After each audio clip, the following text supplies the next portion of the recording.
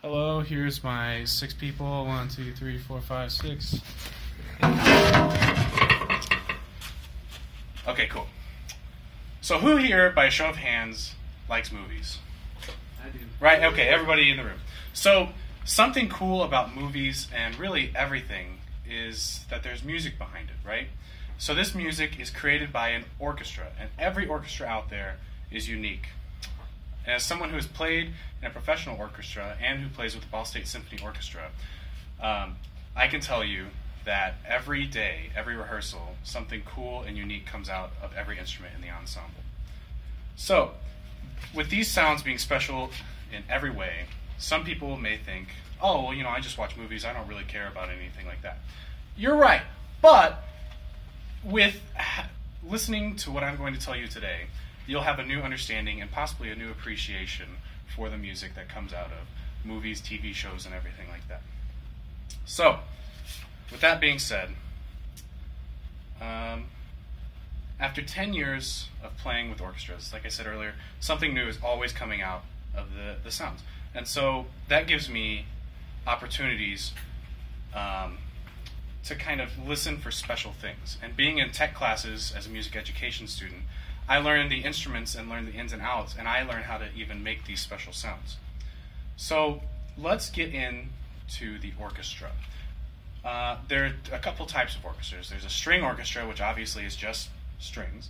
Then there's a full orchestra, or a symphonic orchestra, or a philharmonic, or whatever you want to call it. But that has strings plus other things. So we're going to dive into all of that category. So the heart of the orchestra is the string section. That consists of 4 instruments, but 5 sections. So there's the violin, the cello, the viola, and the bass. Where the 5th section comes from is we divide the violin part into 2. So there's first and second violins, a viola, a cello, and a bass. I did a 2017 interview with Professor Doug Drosty. He conducts the Ball State Symphony Orchestra as well as the Muncie Symphony Orchestra. And he told me the string section is the foundation of the orchestra. They don't just play melodic lines, but they also add unique sound effects. And I thought that was really cool because oftentimes you hear all these melodic lines, but you don't even think about all the cool sounds that come from them. So strings make the ensemble the orchestra, but the other families make it the true orchestral sound. So let's get into the woodwinds. So the woodwinds also have 4 instruments. There's the flute, there's the oboe, the clarinet, and bassoon. So each of these instruments kind of has a sister instrument that also can be in the orchestra and accompany with. So the flute has the piccolo.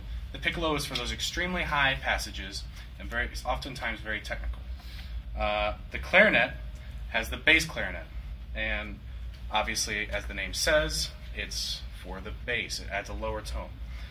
I read in the Pete Fountain Story, the Pete Fountain Story, which was a 1972 publication, and it says that the bass clarinet gives you the rumble in the chairs and provides kind of a warmth to the orchestra. So, along with the clarinet, there's the bassoon. The bassoon has its sister of the contrabassoon, which again is a nice rumbly tone. And then finally, the oboe has the English horn, which kind of sounds like a nasal tone.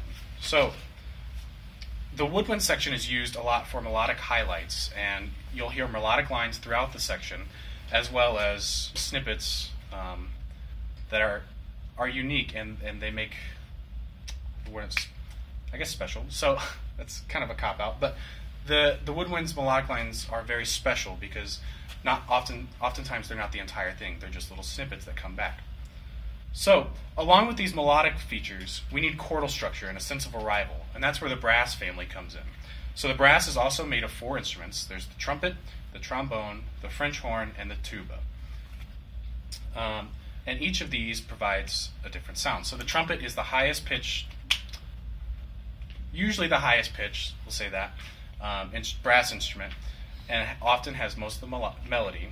The horn provides most of the accompaniment, and that's why I stuttered whenever I said highest pitch, because sometimes the horns go way up in the stratosphere and other times they're way down low.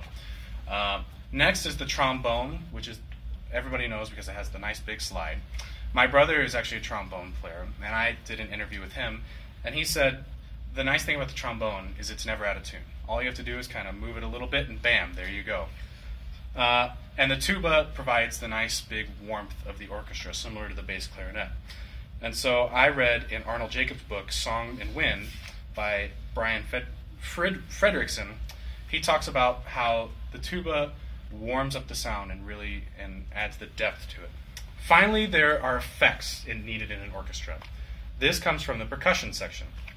So the percussion section consists of literally thousands of instruments that you can think of.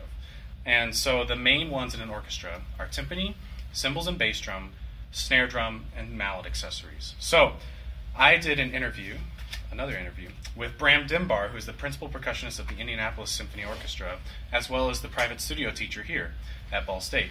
And he said that in the percussion section, something as small as the triangle can be the most important, because every note that you play is seen and always heard.